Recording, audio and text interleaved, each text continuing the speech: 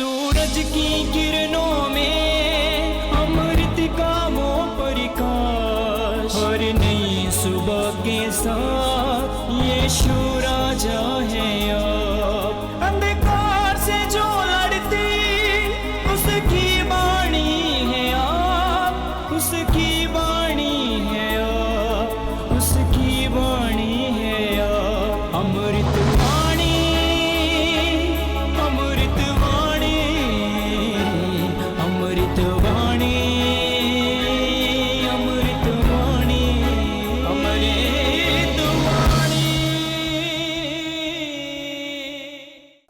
पहला पाठ क्लोसियों के नाम संत पौलुस का पत्र, अध्याय 3, पद संख्या 1 से 11 तक। आप लोग मसीह के साथ ही जी उठे हैं, जो ईश्वर के दाहिने विराजमान है।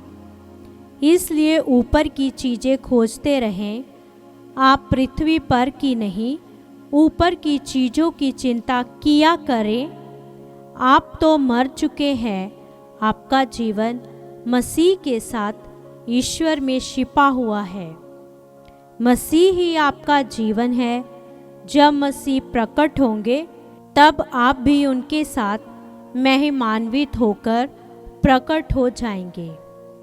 इसलिए आप लोग अपने शरीर में इन बातों का दमन करें जो पृथ्वी की है, अर्थात व्यभिचार, अशुद्धता, कामूरता, विषय वासना और लोभ का, जो मूर्ति पूजा के सदृश है।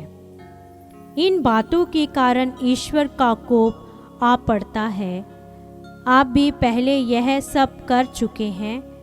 जब आप इस प्रकार का पापमय जीवन बिताते थे, तब तो आप लोगों को क्रोध, वासना, द्वेष, परनिंदा और अश्लील बातचीत सर्वथा छोड़ देनी चाहिए।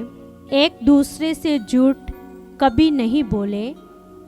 आप लोगों ने अपना पुराना स्वभाव और उसके कर्मों को उतारकर एक नया स्वभाव धारण किया। वह स्वभाव अपने सृष्टिकर्ता का प्रतिरूप बनकर नवीन हो जाता और सच्चाई के ज्ञान की ओर आगे बढ़ता है। यहाँ पहुंचकर कोई भेद नहीं रहता।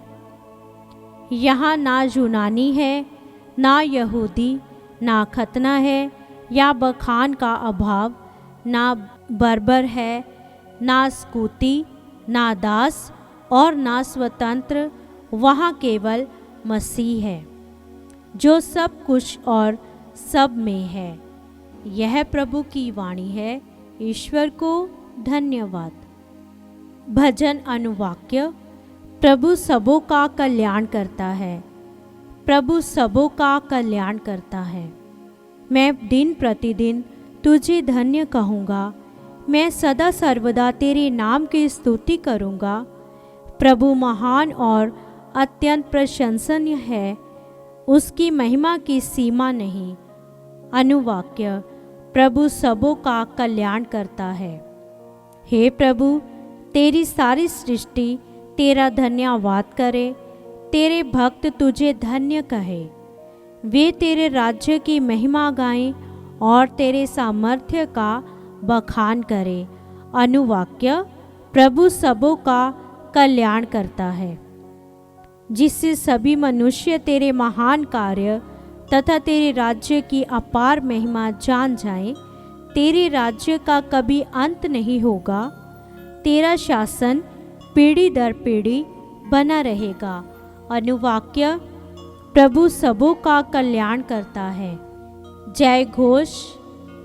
प्रभु कहते हैं, उल्लसित होकर आनंद मनाओ, क्योंकि स्वर्ग में तुम्हें महान पुरस्कार प्राप्त होगा। हालेलुया। संत लूकस के अनुसार पवित्र सुसमाचार, अध्याय 6, पद संख्या 20 से 26। ईसा ने अपने शिष्यों की ओर देखकर कहा, धन्य हो तुम जो दरिद्र हो, स्वर्ग राज्य तुम लोगों का है। धन्य हो तुम जो अभी भूखे हो, तुम तृप्त किए जाओगे। धन्य हो तुम जो अभी रोते हो, तुम हंसोगे। धन्य हो तुम जब मानव पुत्र के कारण लोग तुमसे बैर करेंगे, तुम्हारा बहिष्कार और अपमान करेंगे और तुम्हारा नाम घृणित समझकर निकाल देंगे, उस दिन उल्लसित हो और आनंद मनाओ, क्योंकि स्वर्ग में तुम्हें महान पुरस्कार प्राप्त होगा। उनके पूर्वज नबियों के साथ ऐसा ही किया करते थे। धिक्कार तुम्हें जो धनी हो, तुम अपना सुख चैन पा चुके हो। धिक्कार तुम्हें जो अभी तृप्त हो, तुम भूखे रहोगे। धिक्कार तुम्हें जो अभी हंसते हो, तुम शोक मनाओगे और रोवोगे। धिक्कार तुम्हें जब सब लोग तुम्हारी प्रशंसा करते हैं।